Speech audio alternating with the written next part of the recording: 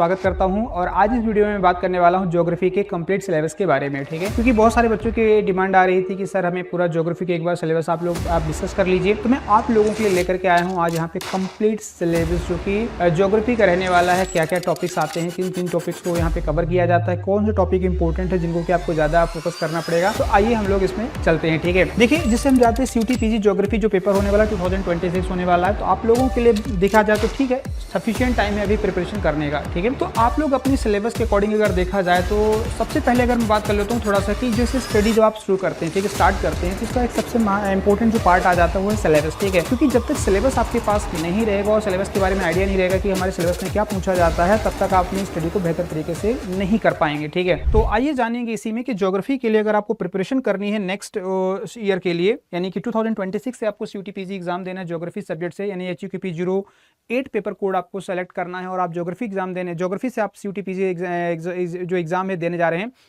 तो इसके लिए क्या सिलेबस रहने वाला है, इसके पहले मैं आपको बता दूं कि जो एग्जाम पैटर्न है CUET PG ज्योग्राफी सब्जेक्ट के लिए या किसी भी अन्य जो भी सब्जेक्ट होते हैं सबका सेम ही पैटर्न NTA ने जो रखा है। ठीक है, तो जो पेपर होगा वो आपका ऑनलाइन मोड में होता है। साल में एक बार ही ये पेपर कंडक्ट करवाया जाता है और देखा जाए तो 90 मिनट्स का टोटल टाइम मिलता है इस पेपर को सॉल्व करने के लिए।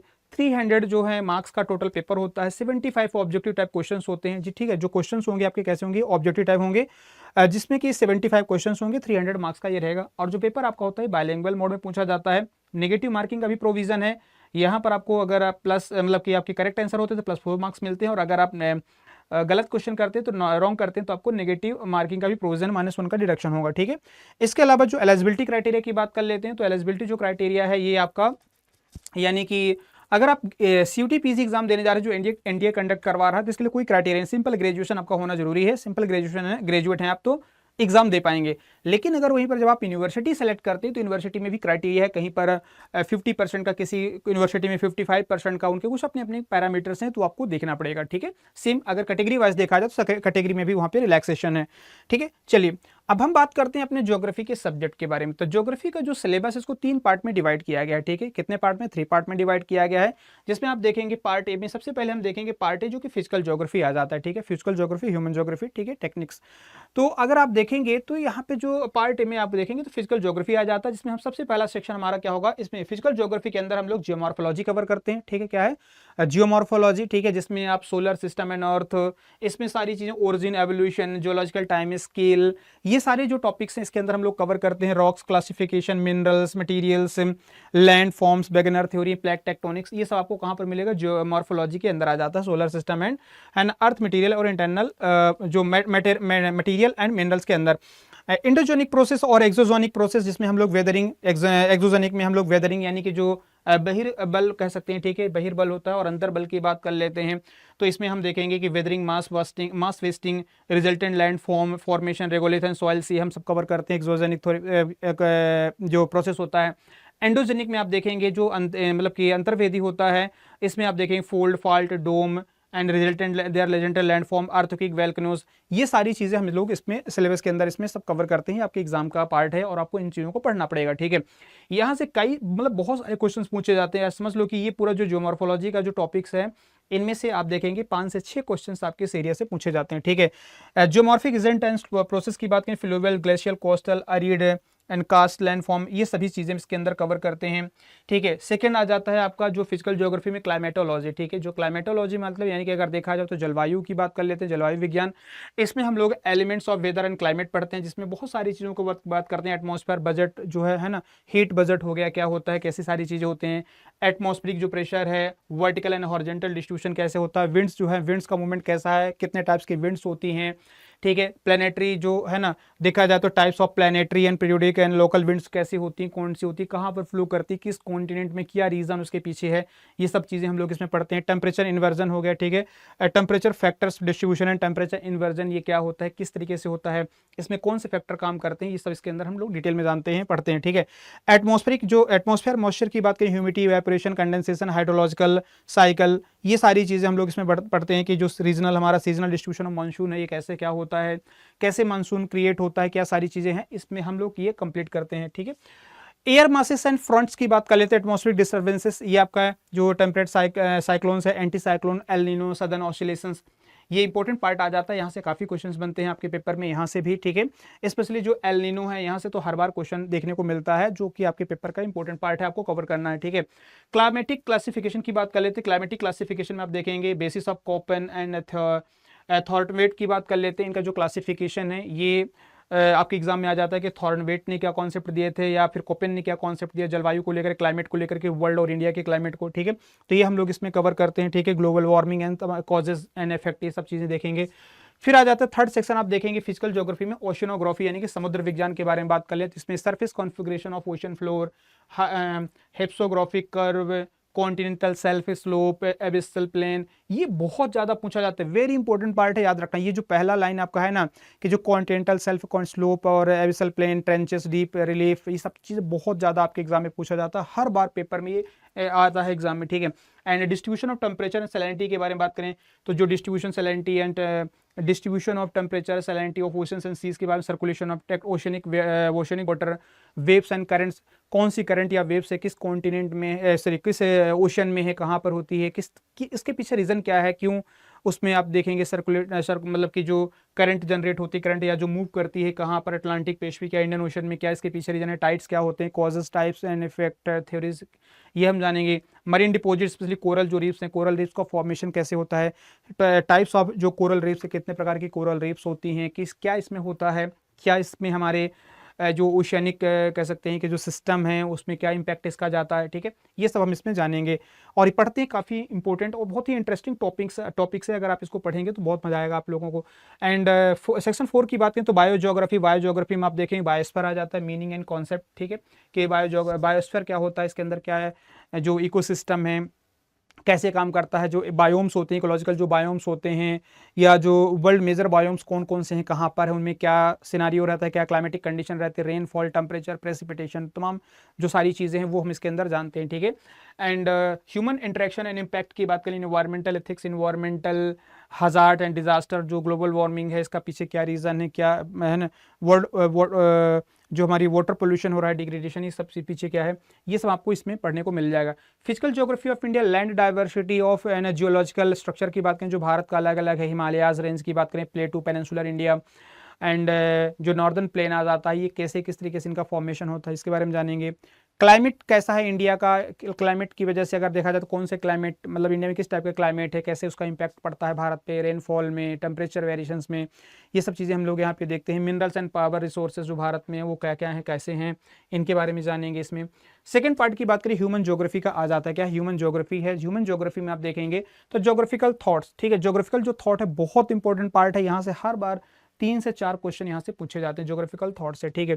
तो ज्योग्राफिकल थॉट में आप देखेंगे यहाँ पर है ना, ज्योग्राफिक थॉट में आप देखेंगे तो यहाँ पे नेचर एंड स्कोप आ जाता है, इसके अंदर ये सारा सिलेबस कंप्लीट किया गया है।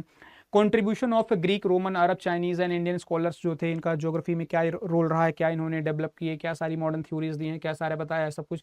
डुअलिज्म इन ज्योग्राफिक स्टडीज में physical, human, regional and systematic, quantitative, qualitative, idiographic, nomothetic, जो ये तमाम सारा जो यहाँ पर कह सकते हैं कि जो डुअलिज्म है ये हम लोग इसमें कवर करते हैं, आपके एग्जाम में पूछा जाता है। पॉपुलेशन ज्योग्राफी में division of man kinds and racial group and culture की बात करें, यहाँ से क्वेश्चन पूछे जाते हैं, 2 से 3 क्वेश्चन इस एरिया से पूछे जाते हैं हर बार, ठीक है। 2 to 3 क्वेश्चन यहाँ से फॉर्म्ड होते हैं जो आपको पढ़ना पड़ेगा, ठीक है। आगे बढ़ेंगे यहाँ पर distribution and density of population, ठीक है, वर्ल्ड में क्या है, ठीक है, जो distribution and density of population है, यानी कि जो पॉपुलेशन का जो वितरण है, कहाँ पर कितनी ज़्यादा जनसंख्या में कुल लोग रह रहे हैं, क्या उसके पीछे रीज़न है, जो डेंसिटी है, जो घनत्व है वो कितना कैसा कहाँ पर, तो ये पूरे इंडिया के साथ साथ हम किसका देखेंगे, वर्ल्ड का भी देखेंगे, ठीक है, क्या है, वर्ल्ड का भी हम लोग यहाँ पर देखेंगे। माइग्रेशन के बारे में बात करें तो जो माइग्रेशन है वो कैसे होता है, उसके पीछे क्या रीज़न है, क्या है ना, क्या कह सकते हैं कि ऐसे सिचुएशन होती है जिस वजह से माइग्रेशन होता है, उसका क्या इंपैक्ट पड़ता है हमारे सोसाइटी पर, ठीक है, या हमारे इन्वायरमेंट पर, या हमारे सेटलमेंट पैटर्न पर, ठीक है। Electoral geography, frontiers and boundaries, ये सब इसके अंदर हम कवर करेंगे, ठीक है।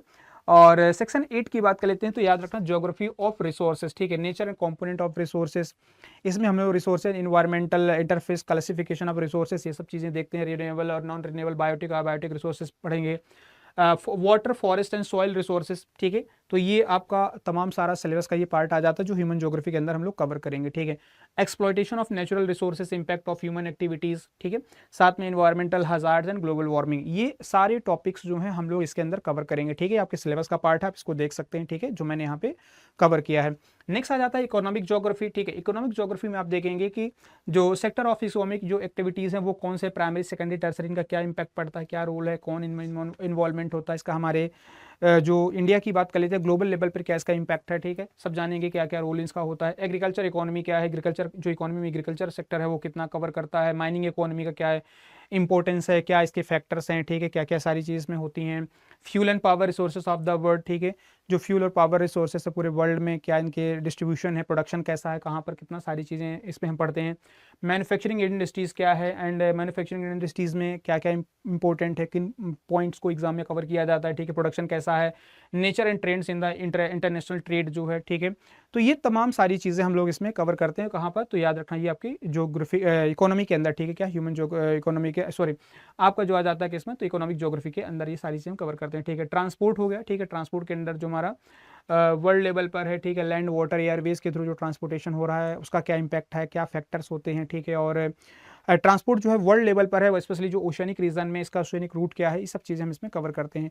ह्यूमन ज्योग्राफी ऑफ इंडिया जो है वो तो हमने वर्ल्ड के बारे में बात कर ली, साथ साथ में हम लोग ह्यूमन को भी, इंडियन ज्योग्राफी जो ह्यूमन ज्योग्राफी ऑफ इंडिया की बात कर लेते हैं, तो इसको भी हम लोग यहाँ पर कवर करेंगे, ठीक है। तो इसमें ये सारा सिलेबस का पार्ट आ जाता है, इसमें आप देखें कल्चरल लैंडस्केप, एग्रीकल्चर और इंडस्ट्रियल डेवलपमेंट, ठीक है, ये सारी चीज़ें कवर करेंगे। ट्रांसपोर्ट नेटवर्क क्या है, इंटरनेशनल और रेलवे, ठीक है, वाटरवेज की बात कर लेते हैं, एयरवेज की बात करें, ये सब चीज़ें हम लोग यहाँ पर इसमें सिलेबस में कवर करेंगे और ये सिलेबस में ही आपके आता है, ठीक है।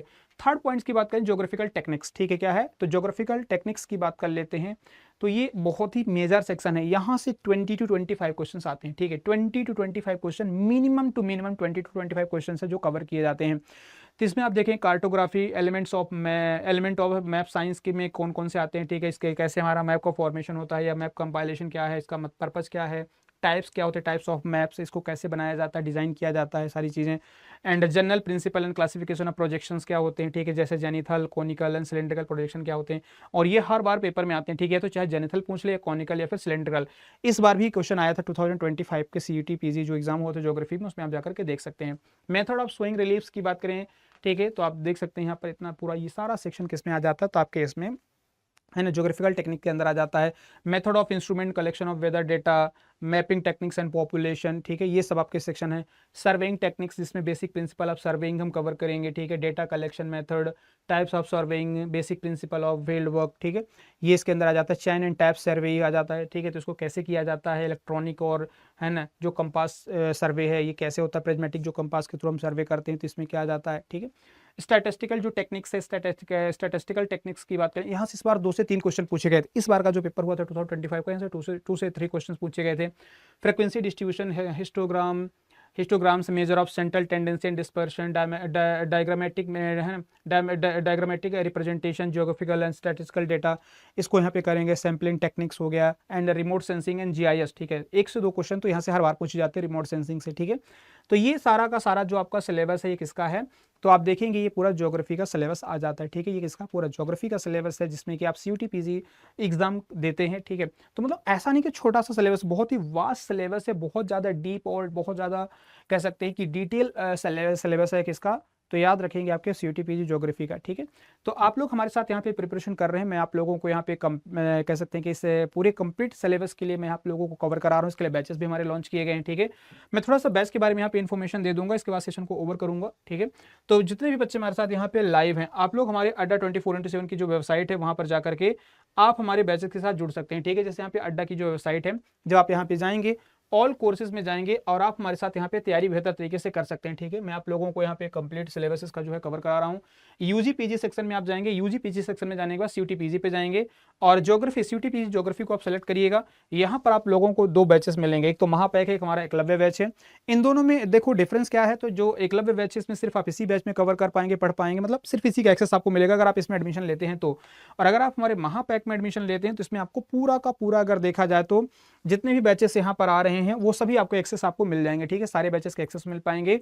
और अभी जैसे कि ऑफर चल रहा है, तो जैसे आप इसमें महापैक में जाते हैं तो इसमें आपसे पूछेगा कूपन कोड, ठीक है, इसकी वैलिडिटी आपको मिलेगी 14 मंथ्स के लगभग। और इसमें 123 लाइव क्लासेस के साथ साथ 20 मॉक टेस्ट हैं, और इसके अलावा जो बाकी और बैचेस हैं सबके एक्सेस इसमें मिल जाएंगे, ठीक है।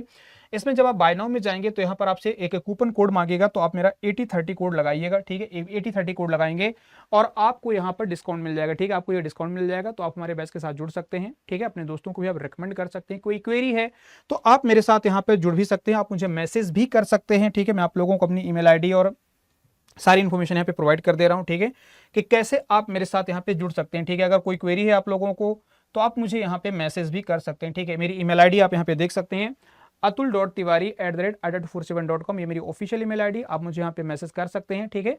और बाकी जहाँ से एकलव्य बैच है आप इसको ज्वाइन कर सकते हैं, इंडिविजुअल बैच है, फाउंडेशन बैच है, आप ज्योग्राफी के सब्जेक्ट के लिए, CUT PG के लिए, ज्योग्राफी के लिए, और साथ में आप देखेंगे 8030 कोड का इस्तेमाल करिएगा, आपको यहाँ पर मैक्सिमम डिस्काउंट मिल जाएगा, ठीक है। तो चलिए, बाकी रात में 8 बजे मेरी क्लास होती है CUT PG 24/7 चैनल पर। तो जो मैंने आप लोगों को बताया, उम्मीद करता हूँ चीज़ें समझ में आई होंगी। तो ये सिलेबस है, साथ में लग जाइए आप तैयारी में बेहतर तरीके से। समय अभी आपके पास काफ़ी ज़्यादा है, ठीक है, सफिशिएंट टाइम है जिसमें आप प्रिपरेशन बेहतर कर पाएंगे। और मेरा जो कोर्स है आप उसको भी ज्वाइन कर सकते हैं और अपने दोस्तों को भी रिकमेंड कर सकते हैं, ठीक है। तो कोई क्वेरी होगी तो आप मुझे कमेंट करके जरूर बताइएगा। अपना ध्यान रखेंगे, टेक केयर, बाय बाय।